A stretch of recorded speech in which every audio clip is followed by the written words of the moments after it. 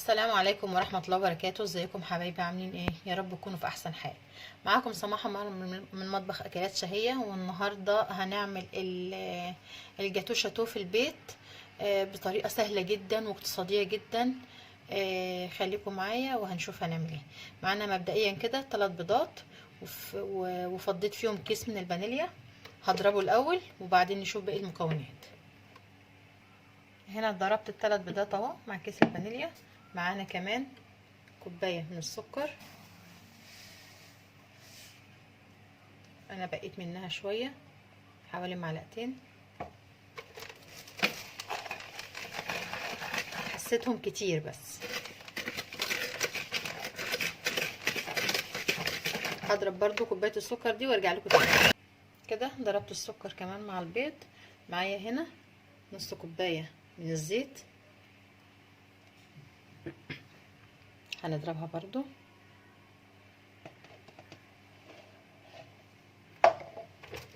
هضربها وارجع لكم تاني. بصوا بقى المواد الجافة بتاعتنا. معانا كوباية ونص من الدقيق، كملنا كوبايتين بنص كوباية من الكاكاو الخام، يعني كوباية ونص دقيق ونص كوباية كاكاو خام، يبقى كده الكوبايتين بتوعنا كاملين. تمام. هنحط كمان ظرف بيكنج باودر،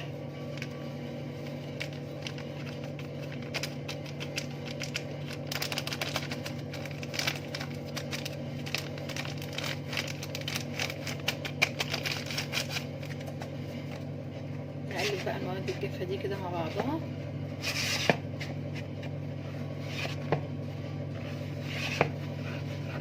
مفيش اسهل من كده، واظن ان كل الخامات اللي استخدمناها او المواد بتاعتنا موجودة عندنا في البيت.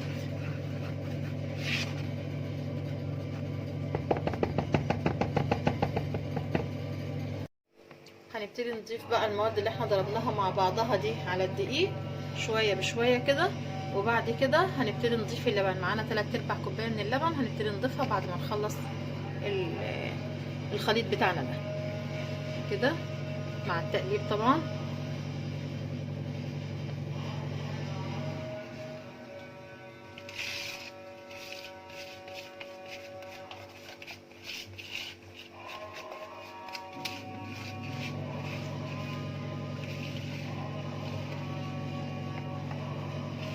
وما تنسوش طبعا تبقوا شغالين في الجاتو او في الكيكه او في ايا كان اللي بتعملوه من المعجنات، وتشغل يبقى الفرن بالنسبه للكيكه والجاتو شغال، يعني بتشغليه من قبلها بشويه، على اساس ان تدخلي الكيكه او الجاتو على فرن سخن. لازم يدخل على فرن سخن. يبقى نضيف هنا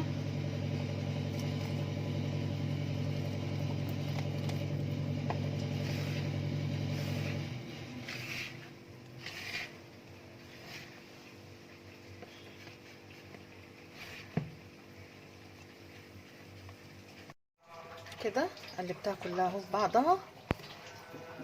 اخدت 3/4 كوبايه لبن،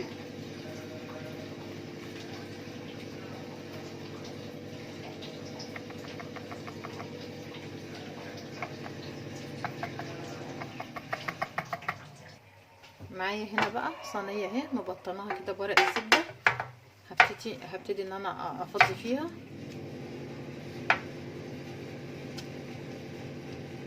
هاخد فيها نص الخليط بس كده.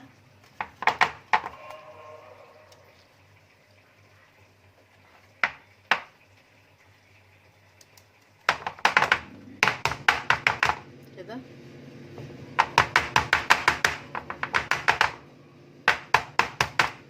هتخبط الصينيه بقى كده معاكي مره واثنين وثلاثه لغايه ما الفقاقيع اللي في قلبها او الهواء اللي في قلب الكيكه يطلع، وندخلها الفرن على درجه حراره 180. هي عشان السمك بتاعها رقيق، مش هتاخد اكتر من 10 دقايق بالظبط، 10 دقايق ربع ساعه بالكتير. واختبريها بالخله وان شاء الله تكون استوت. هخلص وارجع لكم تاني. بعد ما سبتها لما بردت هي طلعتها من الفرن جميلة خالص اهي. سبتها لما بردت خالص خالص، وبعد كده جبت نص كوباية من اللبن، عليها معلقتين من الكاكاو الخام، ومعلقتين سكر، قلبتهم في بعض، يعني قلبتهم مع بعض كده على الساقع عادي، وسقيتها بيها وهي سخنة، وهي لسه طالعة من الفرن على طول. يعني لازم تكون سخنة عشان تنسقع، عشان تشرب زي ما انتوا شايفين كده، مش باين اي حاجة فيها. فلازم تكون لسه طالعة من الفرن عشان نسقيها الشربات بتاعها ده، او اللي احنا بنسقيه لها. هحط بقى الكريمة دلوقتي.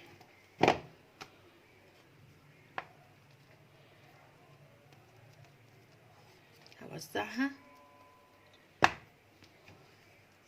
هنا. وزعت الكريمة اهو زي ما انتوا شايفين، سويتها على قد ما قدرت. معايا بقى شوكولاتة خام مدوبة على حمام مية، ما حطيتلهاش اي زيوت خالص ولا زيت ولا اي حاجه، هي بتلمع لوحدها.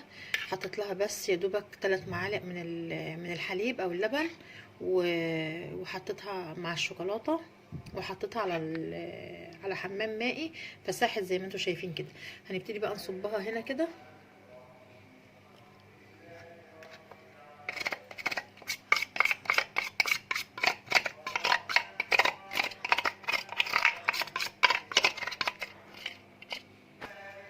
هنا وزعت الشوكولاته برضو زي ما، ودي بعد ما صبيت عليها الشوكولاته اللي احنا دوبناها، وقطعتها وعملت لها روزتات كده زي ما انتوا شايفين من الكريمه اهي، زي ما انتوا شايفين كده، على حسب الحجم اللي انت عايزاها تقطعي، على حسب الشكل اللي انت عايزاه تقطعي.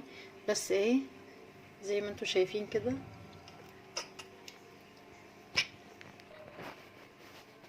كده. بصوا يعني على حسب. بصوا بقى، بجد والله طريه خالص ازاي، طريه وجميله ازاي، شايفين؟ جميله بجد. جميله بجد. عايزاكم تجربوها وان شاء الله تعجبكم. ان شاء الله ان شاء الله هتجربوها وتعجبكم. لو عجبتكم اكتبوا لي في الكومنتات وقولوا لي رايكم فيها ايه. لو عجبكم الفيديو لايك للفيديو عشان يوصل لاكبر عدد من الناس.